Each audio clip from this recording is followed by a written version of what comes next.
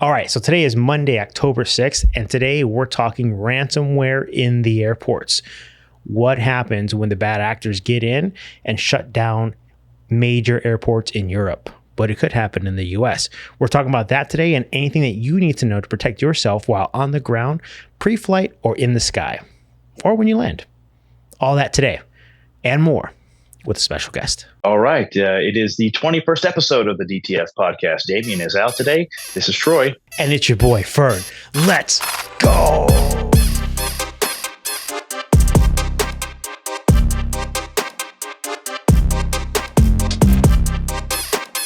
From the command center of Findlay Auto, she's the double belt reigning champion, CIO and CISO. Because IT wasn't enough, she now protects Findlay Auto from the security perspective as well, which means she doesn't sleep. All day she's working, and all night she's in the hackers' nightmares. There's nothing they can do to stop her. When they step in the ring, she slams them down with zero trust, pins them to the mat with uptime. Nothing they do can be stopped by her fury. She's the one, she's the only Shannon Wilkinson. Hey, let's go, Shannon. And if it wasn't very clear, Shannon's actually married to Troy. Yes. So this is actually double bonus. Yeah. So not to be mistaken, this is the DTF Cyber Podcast. This is not a Fern couples therapy, right? Well, you never know. We might have some conversation. Maybe we can bond over ransomware or airlines. We'll see. So what is a dinner like? So actually, so I know this because I sat with both of you in the kitchen during Black Hat, and there was little to no security conversation while at the dinner table, right? But I'm kind of wondering, like every night when you guys sit down and eat dinner together, do you guys purposely not talk about security or tech or IT or like work in general because both you guys are in security and technology? Or is that like table stakes where every dinner is something to do with work? I would say it's pretty table stakes, and it's probably rare that we didn't talk about cyber or technology while you were here during Black Hat, because it's a constant in our household. I mean, I guess, Troy, when I was in threat intelligence, I would send you reports like all day long while you were working, and we like to joke. I would send them something, and not just from behind the door in the office, I would just hear, "Damn it, Shannon!" Ruin my day with a 0 exactly. day. Well, and it's all the vulnerabilities and stuff you got to patch. Always hit on Friday. When you're trying to go for the weekend. So, yeah. But yeah, that was probably a rare occurrence that we didn't talk cyber or technology in our house. Yeah, we talk about breach fatigue, but it's real. There's something in the news every day. So usually we're like, who's the first one to bring up the newest breach or how it happened. But I think it's good for our kids. They get to see us talking about, they ask questions. And now my daughter is taking cybersecurity classes in 9th grade, and she's really ahead of the class, obviously. But she understands a lot of the vernacular the teacher's using to try to teach them about these, new concepts, I'd say, for kids in 9th grade going in. I remember high school. I don't remember these kind of things coming up, but it would have been cool to have a class on cybersecurity in high school. But what's going to be even cooler is when they have bring your parent to school day, and they take and they have that in the cybersecurity class, and both of you show up because you guys are both technically, obviously both of the parents, but both of you would be in IT and security. And I think it'll make all the other parents jealous. They might actually just leave because if you guys were to go first, I mean, I wouldn't want to follow up with that. But do they do that anymore? I haven't been invited to one of those. My kids are in 9th grade now, and I have 2 other kids. I've never been invited to come speak at the school day, but that'd be fun. Yeah, I've done career day at the school one time, but it wasn't a bring your parent to school day. Oh, okay. Yeah, for sure. Yeah, I mean, I've been out of school for 20 plus years. And my kids are Ditto, aging ourselves, but yeah. and my other issue is both of our kids are homeschooled. So my kids get to bring their parents to school every day. That's fun. Because they're in the same house as us. But today we're talking about travel, but more specifically, a ransomware attack that hit in Europe back on the evening of the 19th, morning of the 20th, right? And so if you're not familiar, what that was is specifically Collins Aerospace. So some of the software is used in a number of airports and for checking in electronic related type things, and kind of, we'll call it like process improvement from a manual, by hand type of situation. And so they had some issues. We don't say the B word around here, but they had an incident where their systems went offline and consequently affected a number of airlines, specifically in Heathrow, Brussels, and Berlin. So I think the total number was something around 63 flights were canceled. The lines to get on your plane were easily 2 to 3, even hitting 4 hours in some situations.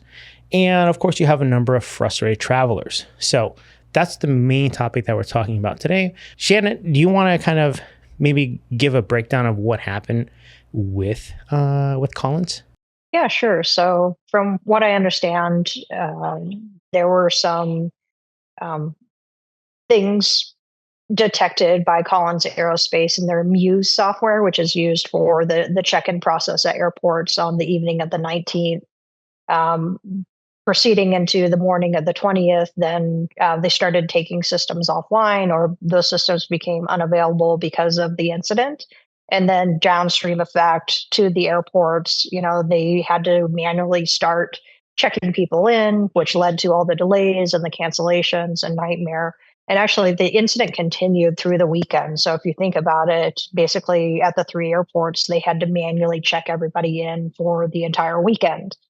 One of the interesting things that I saw about this incident is around the 24th of September, they actually arrested somebody in the UK in conjunction with the investigation of this incident.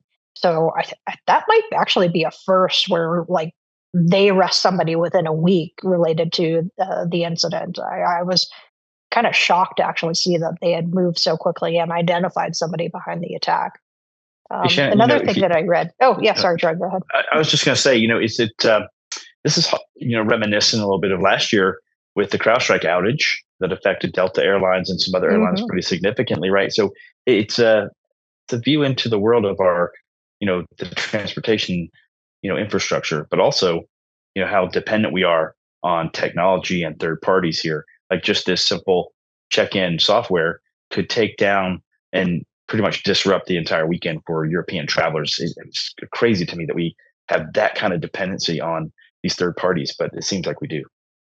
No, absolutely. And I think that's partly due to, as the world has become more connected, we've also become more reliant on the efficiencies that technology bring that almost, I would say, probably people new to an industry or new to the workforce don't even know what it's like or how to go back to pen and paper when you might have to manually check in people, or like if in your hospital and you're doing paper charts and stuff like that. So our workforce now is very dependent on the technology and the systems to operate businesses. And when those systems no longer become available or go offline and there's nothing to replace it, it just almost like the business collapses. I mean, it's pandemonium. Well, it just made me think of something else, is that we're rushing to automate everything with AI. I've heard about AI and agentic agents this week again at a very deep level of how this is going to automate some of those mundane business processes. But at the same time, doesn't it seem like here, if something gets gummed up in the works, those automated processes fail, there's not enough staff around anymore, perhaps, to fail back to the manual services to help people, no matter what the company is. There's this real, threat of, we're going to automate things and reduce our workforce. But then when things like this happen, you won't have enough people to really help your customers. I think we're setting ourselves up for a huge, huge failure here. There's things that people have to do on a daily basis that could be automated, right? And when you think of it, like in some ways, it's kind of hit the fast food industry, because when I was in high school, I worked at a Wendy's, And specifically, I work at the register. And I always had fun when people would make an order, and back then they would pay with cash. And in my head, I would always figure out the change before I typed it in the machine, because you had to type it into the machine what they gave you, and it would obviously tell you the change to give them back. And then it turned into the machines that give you the change automatically, right? Then it turned into there's not even a person at the register anymore. It's a kiosk, right? And they don't accept cash in some of these places. They just take your card. But if there's an issue with the order, it's a pain to get help because there's no one working in the front anymore. Like there's not a person that you can really walk up to and say, hey, like you added tomatoes to my burger. And they're like, oh, you forgot to say no tomatoes now, right? And I was like, oh, shit, you're right. But sometimes these applications aren't very intuitive, and it's really hard to kind of make your custom order or it's a lot harder to do that than the ease of telling someone, hey, like, tomatoes, please, right? So when these issues happen, customer service takes a hit, right? And when customer service takes a hit at an organization, overall, like, what's the word? The way that people think about the organization, their feelings towards company buying culture, maybe. No. From a consumer perspective, like the way that they feel about going back, right? Their sentiment of purchasing from that organization again, essentially goes down, and then you end up losing more business. So one person can turn into a bad review, which can turn into less business, which can turn into issues downstream, all because there just wasn't a person in there, or there wasn't a person in line. And this whole situation with the airline, it specifically affected the kiosk, right? Which is very similar to the or not online ordering, but the in-person kiosk ordering at fast food that could have issues. But when that goes down, and like Troy said, there's not someone at the register or at a register like dedicated to it, it kind of makes you not want to go back because, well, if that happens again, it's just a huge waste of time, right? So I think that's an interesting spin on it as well, is how does this automation affect consumer sentiment towards coming back and being a repeat customer? And I would say too, along that lines, one of the things that I've always hated in cybersecurity with the onset of AI or technology and everything are vendors that actually come in and tell you, hey, with our software or our platform, you can get rid of some of your employees. And I've always been, and I think Troy, you would agree, of the mindset, hey, I don't want to get rid of my employees. I want to make them more effective in their jobs and maybe help them do things faster or investigate better or faster. So, not I'm going to buy your technology and get rid of my people. So I've kind of always hated that sentiment.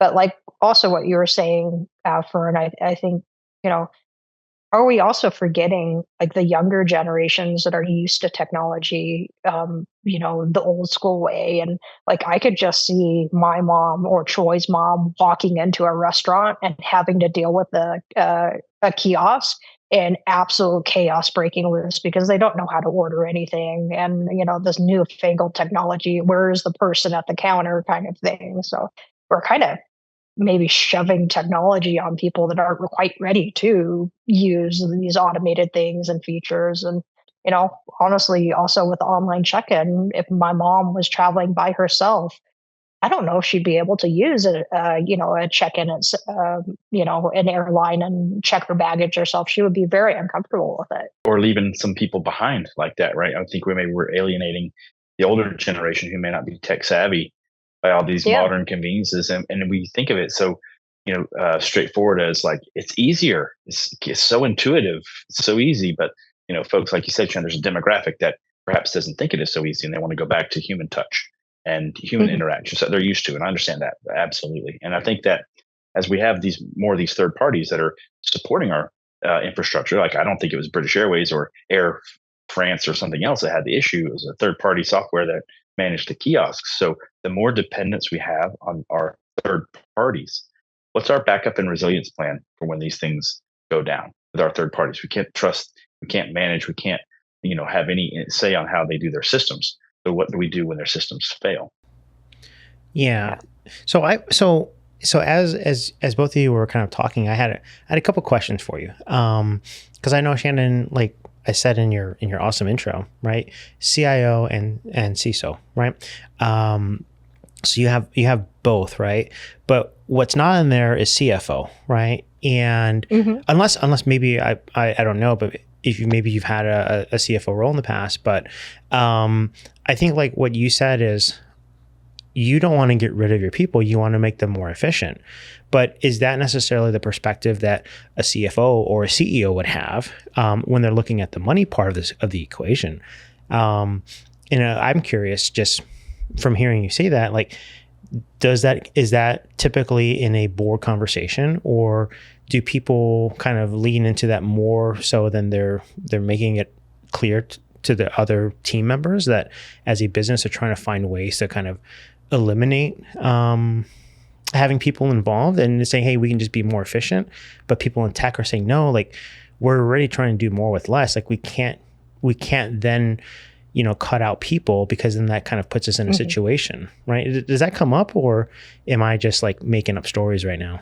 Well, so in the business, there's definitely questions and discussions about, hey, how can we, do things more effectively? How can we do better, faster, stronger, as the song lyric goes, with technology? And in some cases, yeah, I know that there have been discussions about whether or not technology can replace certain kind of entry level positions. Like, hey, instead of having somebody answering the phone, can we use one of these new automated IVR systems and stuff like that? So, but when it comes to like my help desk team or my cybersecurity team, I don't want to say, I already have a small team that, I can get rid of any of the employees by implementing technology. My discussions are always centered around, well, by deploying this technology or having this AI capability, I definitely will have a more efficient team, and we can better protect the organization.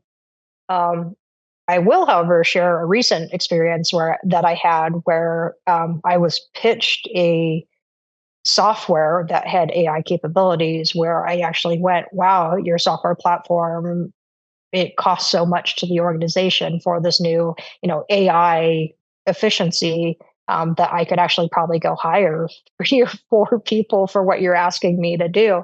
And basically what it was an AI help desk agent that would, supposedly automatically take in tickets from our user base and then be able to help reset passwords and everything like that. But the way that the company had priced it, it was per employee per month. And then all of a sudden I was looking at, for this AI help desk agent, a $300,000 bill per year. And I'm like, that's way more than I'd pay for, 3 or 4 analysts or help desk technicians. So technology is not always the solution. No, I think that the CFO's role is to create and derive business value for their shareholders and stakeholders. And I think that there is certainly a discussion in the boardroom about, can we use technology to automate certain things? But I think that there's always a discussion about what the right use of technology and automation is, so that you are, upskilling your people, doing more, work that is intellectual property driven, or, where they're going to be more effective, rather than, we're going to take this tool and remove 10 people. I just don't see that across the whole industry, not just with Shannon, but across all of my peers. We are very reluctant to let go of human talent because it's so hard to attract and to retain top talent. And so we're always protecting our people, I think. And I believe that technology is just another way to allow them to do more with what they already have, that skill set that we talked about, building skills and improving their own skills. And I think as AI comes around, people are very fearful that it's coming for their job. And I continue to say this on this podcast and other places, that lean into AI, learn as much about it, be a part of the revolution, or the industrial revolution that is now the AI revolution. And you will be able to find a place to use your skills in your own company, and it's going to protect your job. Those who are going to be left behind are those who are very resistant to AI and to technology, those who throw their hands up and say they don't want to learn something new or don't want to adapt or be flexible. I see those folks having a really hard time, not just in the job that they're in, they'll lose that, but also in finding a new job. I think that the whole industry is shifting, and we have to shift with it.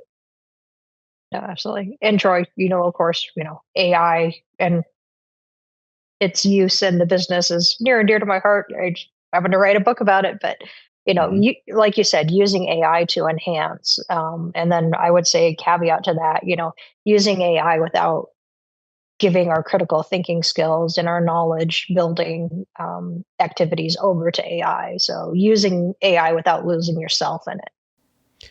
Yeah. And, I've seen a lot of this too, because in like customer service roles or like client support type of things, essentially like think of like call center, contact center work. There's a lot of people saying, hey, these roles are going to be eliminated soon. There was automated phone systems, and now one step further. But one thing I've seen more recently is the sentiment that AI is not going to take your job. A person that uses AI effectively will, right? And I think that kind of is tied into what Troy had mentioned, is where you have to lean into it, because the people that are resistant may not have a job soon, but it's not because of AI. It's maybe tangentially because they haven't been able to implement it to find these efficiencies that businesses are looking for. And like you said, Shannon, you're not looking to get rid of people. You're looking to improve their efficiency. And by doing that, they're using more AI and AI related tools, but you're not necessarily getting rid of the people. You're just kind of doubling down on the people that happen to use those tools because of the efficiencies that it drives for the business, right? So it's less of it's going to take your job. It's more of you're going to lose your job if you don't learn to use it. One of the things interesting, Fern, about this case with the airports is that this Collins Aerospace, it's a provider, it's a platform for airlines and airports to connect and have these different services. It reminds me a lot of CDK. When those of you who don't know, CDK is an automotive services platform that had a ransomware last year.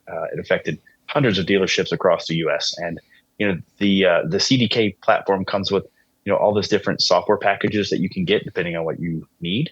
And I think Collins is very similar, where it's like a ERP system for airlines or for airports and personnel to manage these things. And so as you look at these platforms like CDK and now Collins, it just appears to me that hackers are really targeting these platforms because they know how integrated they are, but also how big of a blast radius they can create in a very short period of time. So we have to protect against that. We have to limit the blast radius for our companies and our third parties. But I think hackers are finally catching on and going after those big fish that have the tentacles in a lot of companies. What do you think, Fern? Yeah. And you know what I think? I think we happen to have a expert on the CDK story. Shannon?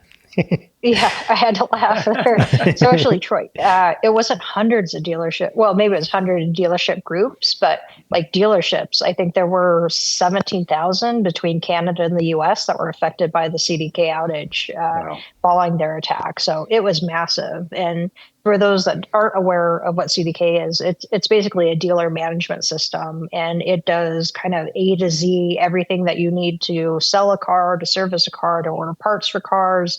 And they do sell it as kind of, it's the one-stop shop for everything your dealership needs to be able to operate as a business. You process payments from it or through it, and then you do, loans, and all your customer information goes into it and everything like that. So not having that system available all of a sudden was really impactful for the businesses that relied on it. And it was a critical business system. And probably up until the time that CDK went offline, I would say probably not a lot of automotive dealerships thought about, hey, what happens if this critical business system all of a sudden goes offline and becomes unavailable to us? The other bad thing about the CDK outage is that it was ongoing as CDK was going through the recovery. It took them 3.5 weeks to come back online.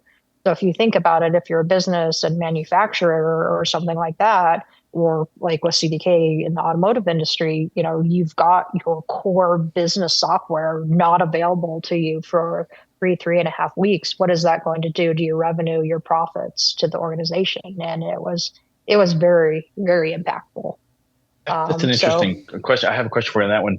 Yeah. Because I was asked a question before and I don't know how to answer it, honestly. It's like, okay, so you have CDK, it goes down. So if you're a business and you have the BCDR, business continuity, disaster recovery plans in place, you've got your time to recovery, your point objectives, all the stuff in place. You've done your homework, you've done the failover.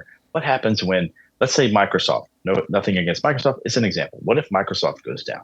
Right? Do you have a backup email system? How are you going to receive and send emails? What if Microsoft takes a hard hit and they're down for a day or 2 or 3 or a week? Could your business survive without receiving business email, without being able to communicate on Teams with clients and client teams and so on? So as you look at BCDR, it's not just about your servers in a data center somewhere and how quickly you can recover them. It's not about your website and how fast you can get that ported over to a site in Chicago. It's about your third parties and what those reliances are and how quickly can you respond. Also, this is something most people don't realize until you're going through it. When your company is hit or your O365 tenant is down because of a ransomware or breach, you can't reach out to people on Teams. You can't email them. And most of the time, we don't know our employees' phone numbers. We don't have them in our phones handily. So it's like, how do I even get in touch with Joe from disaster recovery? I don't know the answer to that because we can't hit them on Teams. We can't hit them on email. So maybe Slack, maybe some other instant messenger, have a backup, have a phone tree that's on paper and printed out. One of the most important things, sorry to go long-winded here, but one of the most important things that I found out during incident response that people don't normally have is their incident response plan. It's on my computer. What happens if you can't get to your computer? What's on the network? What if you can't get to the network? So having a printed copy in your home office, like I do here, or wherever your office is, of your incident response plan, of your backup recovery, of your phone tree is super important. Do you have your CEO's phone number saved in your phone? Do you have your CIO, CISO, all the leadership? Do you have their phone numbers in your phone in case of an emergency? And this could be not just cyber, it could be natural disaster. We had a tornado touchdown where our main data center was, and we couldn't get in touch with employees because everything was out. So again, disaster recovery is more than just a data center and a website. Think about it about your third parties, your physical security, and all those other things. I'll stop belaboring that, Shannon, but that's what you reminded me of. No, actually, and the story too, Troy, is when I was working for the United Nations, 9/11 hit, and we evacuated the United Nations building, the headquarters in New York City, and we ran into that exact case. We sent everybody home. And then the next week, when we wanted to call everybody back to the office, we were like, we don't know how to get in touch with about half of the employees to tell them, okay, everything is open back up, you can come back. So I actually built like an emergency communication system for the UN so that we could, get in contact with people and let them know that it was okay. That's wild. I hadn't even thought about if you have a 5,000 employee organization or even more, right? And everyone goes home or something happens where they can't get online and they're, say a large portion of the employees are work from home, right? Like, what are you supposed to do? You only talk to probably a handful of people on a day-to-day basis, right? So maybe there's like some first degree, secondary type of conversations you can kind of get through. But it's going to be really difficult to get a hold of everyone that you need to, because like Troy said, you can't go online and just type in the chat who you're trying to get a hold of and tell them something specifically. But you know what this does remind me of is, I believe it's called BIA, Business Impact Analysis. So, one of the things that came to mind when I was reading the article about Collins was specifically for the airlines and the companies that use their software, or even for the automotive groups or dealerships, or maybe both, that use the software, the CDK software, is a BIA report something that these type of organizations should do? And if they've done it, is it safe to say they would have been aware of this risk, or is not everything kind of taken to that level? Or is it maybe an enterprise only type of thing? I guess I've never been in a situation where I've had to do a BIA personally. So I don't know if there's a cutoff on revenue, or if there's a cutoff on maybe revenue is probably the best way to do it. But is it done in the, obviously in the enterprise, but in the smaller, medium-sized businesses? Or is that something that they were aware of and then this just happened and it was kind of what they would have expected to happen? Great question, Fern. And the reason I say that is we've been talking in my peer groups about this exact question. In the realm of governance, risk, and compliance, GRC, the BIA is something that we rarely hear talked about. So you hear about threat modeling in cyber. You do a threat modeling for your website or for your applications to see what would a cyber attack would look like if it hit that particular application. But I think that BIAs are super important to think of and to really incorporate into your governance and risk framework. And what I mean by that is, there is no revenue cutoff. I used to have a rule that if we had a logical connection to a company or a third party, like if they have an access into our network via a VPN, IPsec tunnel, whatever it is, or even a tie-in to one of our APIs into a SaaS application that had our data in it that we owned, I wanted to do a BIA on that particular third party. Now, when you have thousands and thousands of third parties, which a lot of large companies do, it's hard to prioritize those. But I think that if you start rank stacking them with, are they connected to my network and data?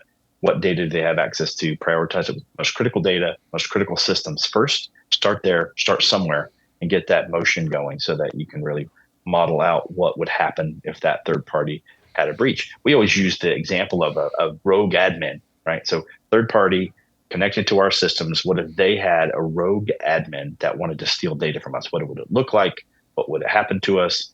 And how can we not only mitigate it, but how can we detect it? And can we put a dollar figure around what that would cost the company? And we had a really great relationship with our privacy attorneys who would look at that, and they were very concerned about any type of unauthorized access to data. So they would jump in, help us, put the, fair model math to those risk dollars and really quantify what that would cost a company if we had an impact. But it's laborious, but I think it's very necessary. I think we should do more of it. Yeah. And thinking along these lines too, with what happened with Findlay, with CDK, and of course what's happened to the airports in Europe as well. Even if there was a business impact analysis and stuff like that, what do you do? I mean, you can't not do business, and I don't know if you want to build your own systems that would, do these things or automate these business processes yourself. But there's not really anything you can do as a business to avoid these situations. I mean, you got to trust your third parties are going to be resilient and kind of, I guess, trust that these things are going to happen. But honestly, I don't think I'd ever recommend to Findlay, hey, we should sign a contract with another third party in case CDK goes out or something, just because it's not economically feasible. So, I guess that does raise the question as well. It's like, okay, we'll do a business impact analysis. We'll talk about what happens, but what if something does happen? What do we do? Is there any recourse, or are we just kind of stuck in the water, floating around until their systems come back online? Yeah, I think that also goes back to your master services agreement with that vendor. That's why negotiating those MSAs are so crucial. If you're just accepting blindly the MSA from the vendor, or if you're just accepting the terms online, you should be looking at those. You should be reviewing the terms. What are the privacy requirements? What are the breach notification laws that are applicable on that particular, is it 72 hours, and what constitutes it? So there's so many of those clauses inside of an MSA that need to be reviewed. Liability, who's liable.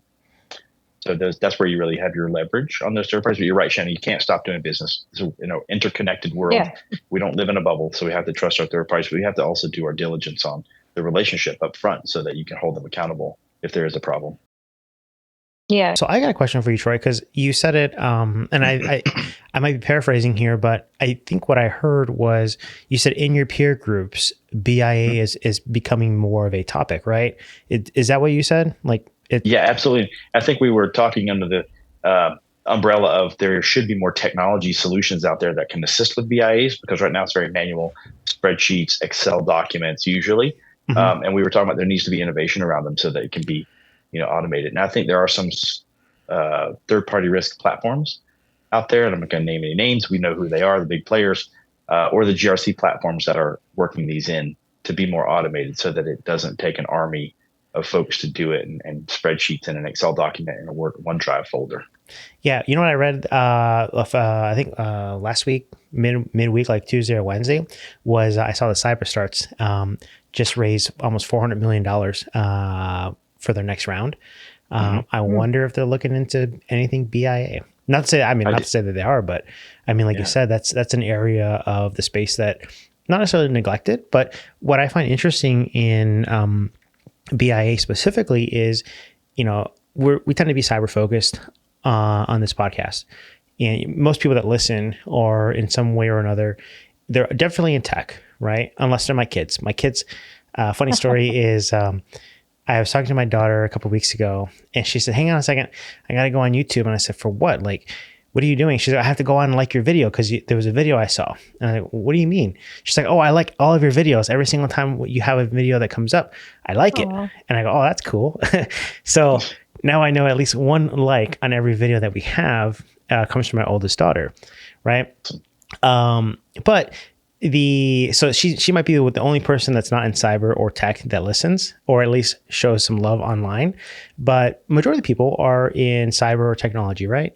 And one of the things that always comes up is, maybe the best way to describe it is translating security into terms that the business can understand, right? And a lot of the issues, at least from some of the circles that I've run around in, is that not necessarily everyone in security has a good way of kind of demonstrating the risk of certain actions to people that aren't in security. Maybe they're in the financial side of the business. Maybe they're in the marketing side. Even though security is kind of like a shared problem throughout the organization, not everyone understands security the way that, a cyber professional does. So my first thought is, why is there not more that's being done around BIA? Because that puts a lot of this risk in terms financially that everyone understands. Like if you say I have $10 in my checking account, everyone knows what that means, right? If you say I can only afford this meal, then everyone knows what that means. It's like, well, you can't afford anything else because of the financial situation. So like, to me, money is a common denominator in our economy and everyone that's, part of it. But are these reports, maybe are they, not that they're lacking, but if more people were focused on a BIA and understanding the risk to the business and having those reports, do you think it'd be easier for security professionals to kind of get the story across? I don't think that the BIA itself is a silver bullet. I do think that CISOs who tell a good story and can translate risk into dollars and, fiduciary responsibility go farther than other CISOs, especially in the boardroom where most of your directors on the board come from different walks of life. They may not have any technology experience at all. So my board decks always have to be something that can be understood by the non-technical and the technical as well. And so I think facts and figures, metrics that matter, and risk, explaining that in amount of risk. Now, you don't want to come in with FUD, which is fear, uncertainty, and doubt, and say the sky is falling, give me all this money. You really want to articulate your ask to what you're going to solve and save the company from some type of damage that could be done through a cyber attack. It's just like insurance. You have to prove that there are legitimate forest fires out there that take homes, and you're going to fireproof the house or try to fireproof it as much as possible so that you don't have that kind of catastrophic loss. And what I think happened over the years was that companies thought the cyber attacks were just this never going to happen to me. It's, the myth. But what we found is with every single day, vendor after vendor after vendor are having breaches. And some of the biggest names in the household that you may love and know have had cyber attacks and successful breaches, successful ransomware attacks. So no one is immune. If you're a business owner and you just think you're going to win the lottery and not be a target, then you should definitely hire somebody to look at this for you, because that's not the case. Hackers are looking for that low-hanging fruit. People who have not put in protections, those who don't have a team to look at the lights at night, they're the first ones that are going to fall. Yeah. And here, maybe to add on to that, is not necessarily, even if you're an enterprise organization and you spend millions or hundreds of millions of dollars, Collins Aerospace is a perfect example of an airline that uses their software that was affected negatively because of an incident, right? So it's not necessarily that your business won't be impacted if you're like an enterprise organization, because you have the funding potentially that a small business may not have. I think the part to consider too is that the third party risk is another layer that people should always consider. Like in this specific example with Collins, is they were affected, and then that effect kind of toppled into the business continuity of the airlines being able to get planes off the ground, right? So I think exactly what you said, Troy, is that and it sounds terrible whenever people say, oh, it's not a matter of if, but when, right? But in a lot of ways, it's true, because even in this stories from today is maybe these airlines have everything, and it's harder for threat actors to do anything with the airline specifically, but they just go for an easier target. And if you believe that your business is immune, being maybe a small business or a medium-sized business, because nobody cares, right, about that business, well, I think the idea is, well, the people that you do business with might be a target. And by nature, like maybe like tangentially again, is that business may be at risk because, or your business may be at risk because of the people that you do business with. And I think maybe there's a big part of that most people don't think about is, yeah, maybe they don't want me, but they want the people that we sell to. And I have a question for you, Shannon, on this exact topic, right? So Yeah. in my career, I've had budgets for cybersecurity in the hundreds of millions of dollars, and progressively larger companies, progressively larger budgets, hundreds of millions of dollars. I have a friend who works in New York who has a $2+ billion cybersecurity budget. So that's the kind of numbers that these companies are deploying for cybersecurity solutions, right? The question is, how much is enough? And how do you articulate that to your leadership? Because, if $2 billion is an overspend and you have too much protections, too many people, that's a big problem. But if $2 billion is not even scratching the bottom of the bucket for what you actually need to protect that business, that's another side of that coin and problem. So everything is objective depending on the business and business size. But how do you justify how much cybersecurity spending is enough for your organization? I honestly, it's hard to answer because there's no, silver bullet. There's no single answer. But the unfortunate thing for protecting organizations is like you kind of have to protect everything that you can. Whereas an attacker, they only have to find one tiny little hole that they can get in. They only have to be right once, and you're breached. Or I use the B word. Sorry. No, don't. $5 in the pot. No. But I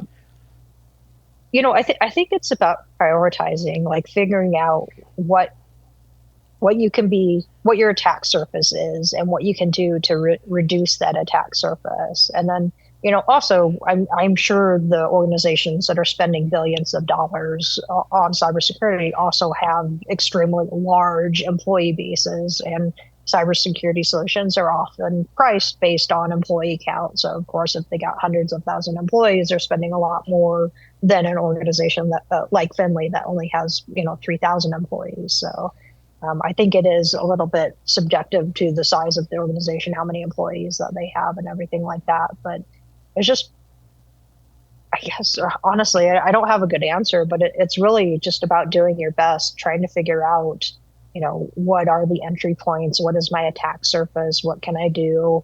And another thing, at Findlay coming in post B word is taking time to do things that don't cost money, like communicating and trying to educate the employees. And one of the things that I did when I came into the organization is just, hey, you might see this kind of attack, or hey, here's an article about some cybersecurity topic that you may be interested in, not necessarily having to do with the business, but having to do with even your personal life or something like that. Like, when email providers have been breached or something like that, or, there's something to do with something that would affect their daily lives, just communicating that and opening a channel. So we're not just, the IT and cyber people hiding in a dark room with servers or something like that. We're actually seen now as an integral part of the business and a true partner to the business, so that we can also have those discussions about business impact and risk, where, I like to say we're the IT and cybersecurity departments moved up from the kids' table at Thanksgiving to be in the boardrooms and sit at the adult table with the rest of the executives. And I think that's probably a phenomenon that has happened more like in the past 10 years or so, as IT has started being seen as a true business partner rather than just, the IT problem, the people that fix the printers and that kind of stuff. Mm-hmm. I can't say enough about company culture. I mean, and specifically around cybersecurity and IT, creating a culture where not only do your employees want to stay and be a part of that, but also that the employees feel that they are a huge part of stopping breaches and attacks, because actually the frontline employee is the one who, is the person who stops phishing attacks or stops the cyber attacks as they hit. So absolutely, I think that's super important. For me, on determining the right budget size, always go back to a framework, using NIST and MITRE to map to make sure that I have the right coverage of the right things at the right places. You can certainly, as you know, overspend in this industry. Everybody's selling you their shiniest new widget. Oh my gosh, there's so many shiny new toys that you get to be like, that is really cool. I'd love to have that, but do I really have a business need for it?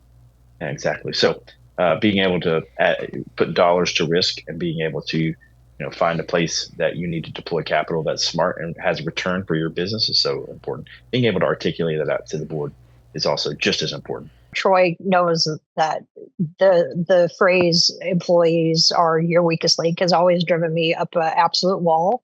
I hate that saying with a passion, because my thing was always like, yeah, employees and the people in your organization may be one of your entry points to the business, but if you take the time to educate and communicate with them, they also, I think, can become your strongest defense against attacks. Yeah, so maybe not necessarily people are the weakest link, but untrained people are the weakest link, right? Yeah, absolutely. Because I've seen that too. Like, there's a lot of companies out there that do like phishing simulation and things like that. Like their entire business is making or crafting these emails for IT leaders to just click the button send, and all of a sudden you click on the wrong thing and you get a pop-up saying, well, you failed. Kind of puts people in a terrible mood in most cases. And then for the people that never read their emails, they're like the rock stars, but they never even saw the email to begin with, right? So it's funny too. Even in our organization, we try to send out these communications and stuff like that, and we actually get our cybersecurity bulletins that we try to send out to the user base reported as phishing emails when we try to communicate information out to the employees. It's kind of funny. With all the involvement that I've had with like security conversations and things like that, and the squishing, I think is what it's called, or the vishing, and there's all these different types of things that people smishing, through texting, right? So one of the things that I always find funny is when I forget to pay a bill. So like sometimes like our internet for Cox, I'll get a text that says, hey, you've used 90% of your thing or 80% of your space.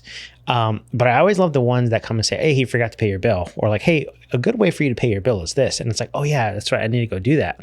But there are a lot of times where I'll get something and it's like, your bill is late. I'm like, I don't know about that. I'm pretty sure I paid it. So I think one of the easiest ways that people are getting caught is by having finances tied to the outcome of the message. Because for me, it's like, oh wait, now I have to go back and double check. Like, did I forget to do that or something? And I always find it interesting because people, one of the ways that they do is like with a package, your package or your order. But I've always thought to myself, like, what would happen if I just became 100% paranoid that every text that I got was in some way a scam, and I just didn't pay my bill? Or if I forgot and then they said, hey, you forgot. I'm like, no, you guys are trying to get me.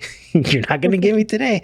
And then my internet shuts off, and then, we can't do a podcast or whatever. But there's two extremes, right? It's you click on everything and you're at fault, or you just don't click on anything because you're paranoid of, it being a scam. And then that has implications as well.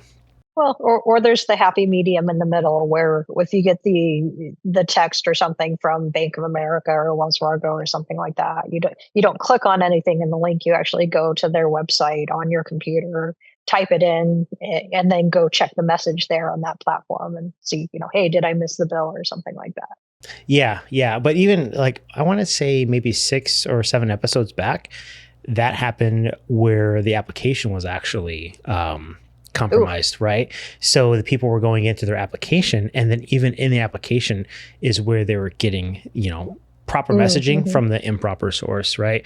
So there's always risk, but that kind of makes me think of maybe some of the other topics is, the main one is the story with Collins Aerospace specifically. And we've been on that for, maybe 30, 35 minutes or so.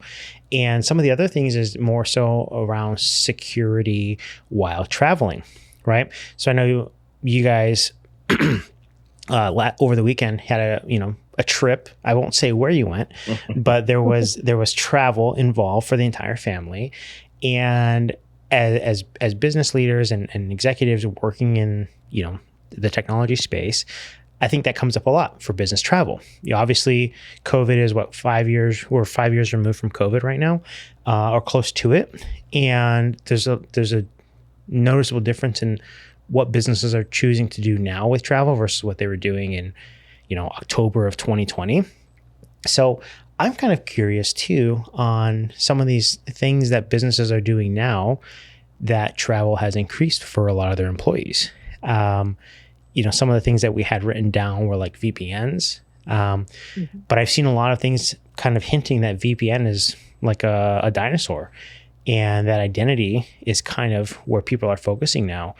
So I don't know, maybe the next topic is more so curiosity on, as a business executive, some of the things that have been put in place, specifically either at your current organizations or past ones, where you take into account people traveling and securing the business while those people are traveling.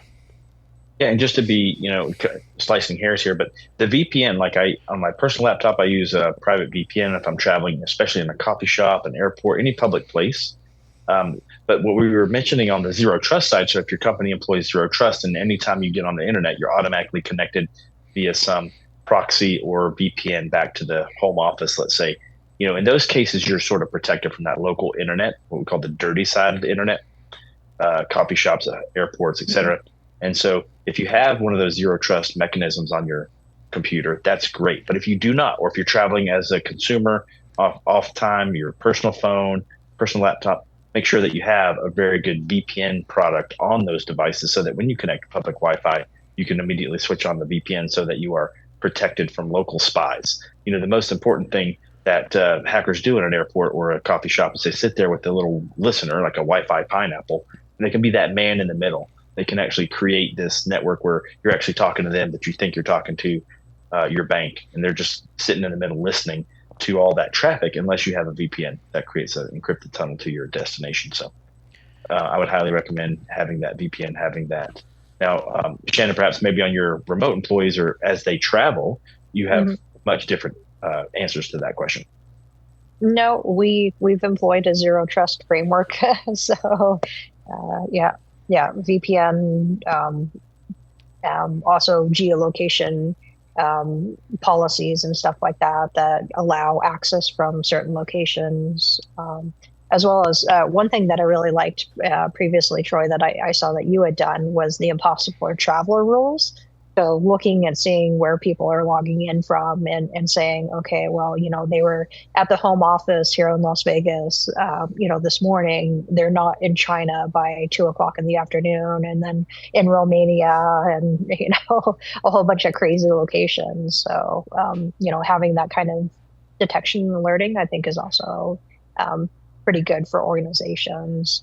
For me, when I travel, one of the things, if I don't have to connect to a public Wi-Fi in a coffee shop or something like that, and I can just use the data on my phone with like a VPN on my phone or something like that, that is much more preferred to me than possibly opening myself up to any sorts of attacks, especially like if I'm, checking my balance of my banking app or something like that.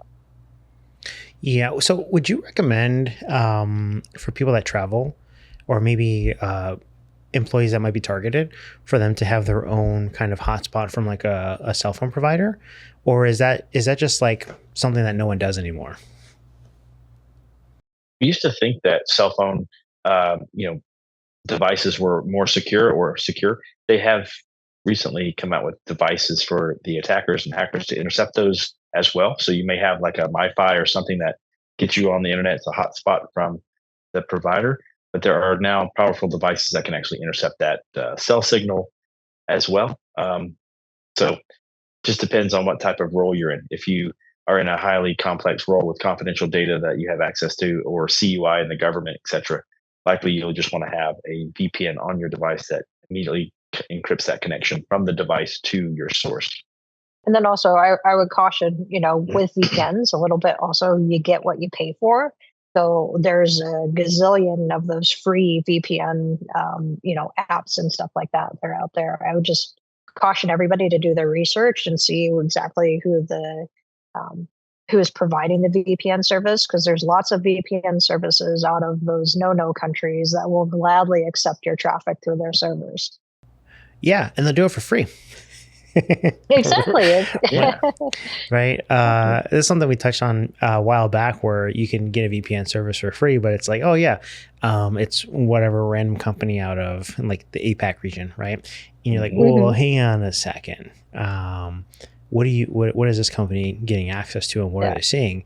It's like, well, I just want to, hide my traffic. It's like, yeah, but you're hiding your traffic, but you're giving it to the wrong people, right? Yeah, exactly. You're hiding your traffic through the servers of the people you want to hide your traffic from.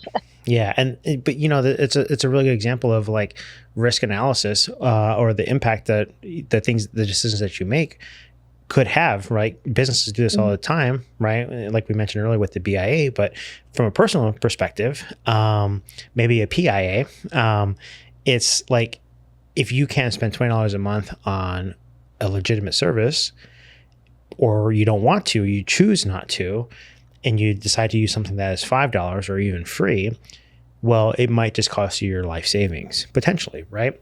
So there's always a trade-off, and there's always a risk, and I guess it's really more so the appetite or the impact that risk would have on the decision that you make. And hopefully, if people are listening and they're getting a free VPN service, maybe the one thing you can always do is look into that service, where it's coming from and who has access to that, because nothing free. What they say, there's no such thing as a free lunch. Yeah, that's right. Right. Or what is the one where they talked about the internet, where the internet is free, but you're the product, or something like that? Yeah, if the service you're using is free, then you're the product. Yeah, exactly. Either advertising, views or something like that. They're making money off you somehow.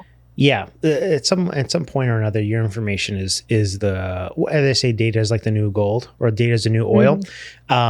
In a lot of ways, people's personal data is is used in some way in terms of like marketing to, I forget the word that they use, but like not necessarily remarket, but like retarget, I think is the actual term of people get retargeted through ads and things like that because of the data that they share. So that's one thing, right? And I always find it, I don't know if it's funny or interesting. It's probably both, but I know I mentioned this to both of you earlier, is juice jacking, right? So I avoid the juice jacking because I bought I think it's called an Anchor, and it's a 30,000 milliamp device. I got it at Target, and I think I heard Shannon make a noise like it wasn't a good buy. Some of those are under recall. She's laughing. Yeah, we have them, and so like two of the power banks that we have been recalled because of possible fire/explosion risks. Okay. When you just said that, I was like, no, I hope it's not one of the ones that is under recall. I love them. It's in my car right now. I honestly think those devices are like the best. Well, so the one that I bought is like a brick. Literally, it's the size of a brick. And I throw it in my backpack because it can charge my phone like 4 or 5 times from 100% to 0 on the battery itself. So if my phone is dead, it can charge the battery at least 3 to 4 times. Or my laptop, I think it pumps out at 140 watts any single time. So I can run my laptop. I can recharge my laptop, I believe once, possibly 1 time and a half. So like I love this battery, right? And I'm never going to have a juice jacking situation to ever worry about at the airport. 1, because I don't travel very much, but 2, because I got this battery. But I am curious to hear, like, so if I think the battery was like $100 or $130, maybe around that price. Not necessarily everyone is willing to spend that kind of money on a battery. And for both of you, you've had employees travel. Can we just like dispel the myth of juice jacking, or can we talk about how or the potential risk there? Because I feel like I've heard varying sides to the story, and I need an expert to just sit me down real quick and tell me, hey, like this is a problem, or no, this is the actual situation. I put this one in the category of, it could happen. It's very unlikely that you'll get to a USB port in an airport that has been compromised, because it's physical security at the airport. They have to actually physically manipulate the USB port to put some type of a listening device on there, or a Stripe reader. But I think that it happens. Absolutely, we see articles all the time that they find one in an airport. It's like a credit card skimmer that you find at 7-Eleven. We know that it happens, and you check the devices if you ever swipe. But it's very rare.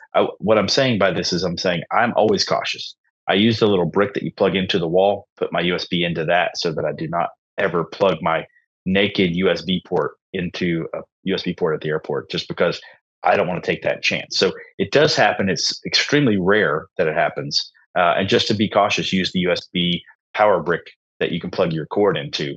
It's not a charger. It comes with your Apple device usually, or you can buy one very cheap. Just use the brick, plug in, and that'll save you from getting juice jacked if you are that 1 in a million person that actually plugs into the wrong USB port. Yeah. I mean, if you want to talk about cybersecurity, there's all sorts of things that make you want to put your tinfoil hat on and stuff like that. Like, the researchers that are able to, figure out what's being written to computer disks using the sound waves or the noise that the disk makes when it spins and stuff like that. So there's all sorts of, possibilities out there of like things that could theoretically happen, but, in practice and practicality, as well as how frequent it happens, probably not very often. Okay. Not as much as Hollywood and TV shows might make you want to think. So Hollywood is a big movie that we shouldn't trust. Exactly. Yeah, they like to sensationalize things. Yeah. I wouldn't blanket statement that one, but I did see an episode of one of these CSIs that they took juice jacking to the whole next level with sensationalization and bringing the airplane down. It was crazy. That's that's Hollywood for you, but it happens. Yeah, I mean, it's out there. It could happen, and just if you're worried about it, there are definitely precautions that you can take to avoid it. Yeah, like just charge your stuff before you leave. Yeah, or have your own charging device, or don't plug into USB ports that aren't yours. Or the cheapest hack might actually be just carry a book with you, and instead of scrolling, TikTok or Instagram, scrolling, instead of doom scrolling, just what I find interesting is I've seen a lot more people. So when I do travel, I've seen a lot more younger people with books, and I actually like it because I kind of feel like sometimes when you're stuck doom scrolling, obviously you're not productive, but if you're sitting there reading, you're getting something out of it. And obviously if it's a book, hopefully it's Shannon's most recent book that you're learning from, because specifically what it talks about is AI in the current world, right? And I'll be honest with you, Shannon, I haven't gone through the entire book, but I want to take this time for you to tell the listener specifically kind of maybe the motivation for the book, and how well it's gone, the reception that you've gotten, and maybe we can end the episode on where people can go to find a copy of it. Maybe even a signed copy if they're lucky, like I was, and we can kind of end it there. No, absolutely. So Troy and I went to an AI conference in New York. I think it was probably back in April, Troy, right? Something like that, February, April. I had been churning this idea around in my mind for a while about AI and, its onset and everything that we're doing with it. And honestly, I mean, I'm a daily AI user. I use it to help me, in my job, make things better, ask questions so that I can find things faster and everything like that. And But one of the things that I saw from a leadership perspective, and then also from the perspective of a parent of children who are growing up in the AI age, is that now the leaders that are growing up in or coming up in our organizations and the employees, as well as our kids, are having a tendency, rather than using AI to supplement, instead of doing that, they're using AI to replace. So I wrote it as a little bit of a cautionary tale of what happens if we don't really use AI responsibly, but we turn over our critical thinking to AI. We no longer gain knowledge by doing things like reading or, struggling through problems and stuff like that. And, what that can mean for an organization as a culture, and what that also means for the generation that is growing up in the age of AI. So the book is called Prompted Not Present. You can find it on Amazon really easily. I'm happy to provide signed copies to anybody that is interested in it, but it is a little bit of a passion project. And like I said, it's written from the perspective of somebody in technology and a leader in an organization, as well as, as a parent with kids in this AI age and what it means for them. Awesome, Shannon. And how do people get in touch with you if they do want that signed copy? They can get in touch via LinkedIn. I think is probably the easiest thing Troy, I think we set up a Facebook page at some point in time. I don't know, not very active on that. So LinkedIn probably is the best way. So random question that I thought of, because I've seen a lot of this where I've got friends that that run security departments in large organizations, and something that's come up recently is the amount of drop-offs that people are getting, where either a sales rep or in some form or another, a sales company has a person, like a representative, stop by an organization to drop off like cupcakes, pizza, different things, as a way to just meet and greet, without having an actual calendar invite, right? And that's like one tactic that a lot of people use. And, just out of curiosity, have any salespeople purchase your book and then read it and then asked or sent you a message saying, hey, I love this part of the book, like as a way to try and broker conversations? Or has that come up? Because I feel like that's going to happen at some point if it hasn't already. No, I don't think I've had anybody use that tactic yet. Please don't use it. I already get enough spam in my LinkedIn inbox and stuff like that. But okay, yeah. Well, it just came to mind because like when we started the podcast, for Damian specifically, he had a lot more of cold outreach. That kind of pointed to the podcast saying, hey, you said this on the podcast. So just more so out of curiosity because of some of the stuff that we've heard, right? I don't know on other people's feelings about the whole like random come to the office and drop up food, but I don't know what Damian's outtake that honestly, I don't know. That creeps me out a little bit because I'm like, you're a stranger with food. We've never met or anything like that. I didn't tell you to come to my office. And I'm like, I don't know how I feel about that. Well, I will tell you that what you just described is not the first time that I've heard that. So if anyone's listening and they're in sales, and we happen to know a few people that work on the sales side, like the vendor side, that listen to the podcast, dropping off food is an absolute no-go.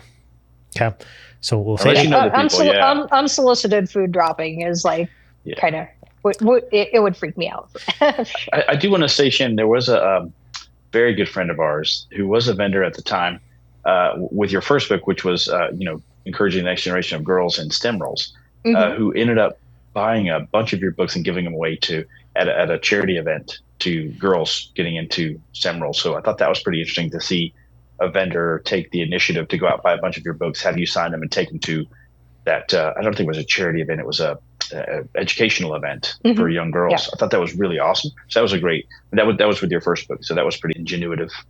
Yeah. Well, and then there have been a few companies that have done that with the second book as well. So, I appreciate them and their support and everything like that. So Understand. it's been cool. And always like at those events, if I'm there or whatever, I'm happy to sign any books that were purchased and, customize it with a little message and stuff like that. Okay. Well, perfect. I know it's kind of a random question, but that's typically how my brain works, is just random things that come up. So I apologize for the randomness. This is like deep thoughts with Fern. Yeah. It's, yeah. If you had to play connect the dots with my head or with my thoughts, you'd probably just get a giant scribble. But I get, with that. So if you're interested in learning about, AI in the modern day, and maybe more so people's dependency on it versus taking a step back and thinking critically for themselves. And as you say, being present in either in the conversations or in their thought process. The book is online. Prompted, not present. It's online on Amazon. You can buy a copy. And if you want a signed copy, all you have to do is message Shannon on LinkedIn, right? Or on Facebook, and we'll get you that copy. So with that, is there anything that we didn't cover that either of you would like to touch on before we go? So Troy, you showed me an absolutely awesome video the other day about kids and social media and everything that we ask of our kids when we give them mobile devices and, iPads and stuff like that. And it was so powerful, and I don't know if you could drop a link to the video or something like that in the comments after this goes live. But I mean, Yes. There's just it was so good, and I was just like, yes, that is exactly what all parents need to know about technology today and kids having devices.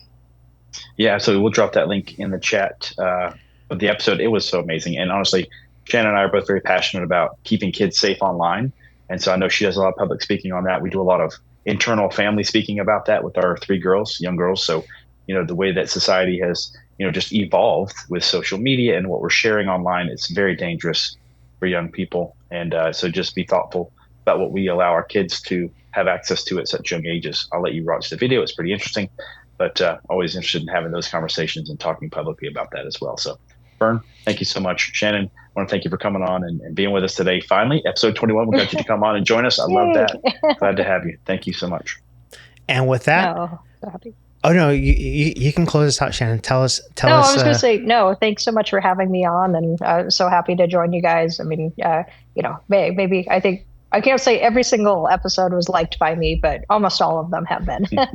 Well, that's a simple fix. All you have to do is go on your phone right now. Mm-hmm. I'm going to find out which episode wasn't liked by her and find out why. That's the question now tonight. It's dinner talk right there. Yeah. Go. What do they call that? OSINT, right? Go at the dinner table, pull out the phone, go to cyberpodcast.net. It'll take you straight to the YouTube page, and we're gonna check on that phone for us, or check on the phone for us, Troy, and report back. But every single video, we're gonna need a like there. We're gonna need more than my 12-year-old kid doing that for us. And I guess with that, we'll see you next Monday. Till then, everyone, stay safe.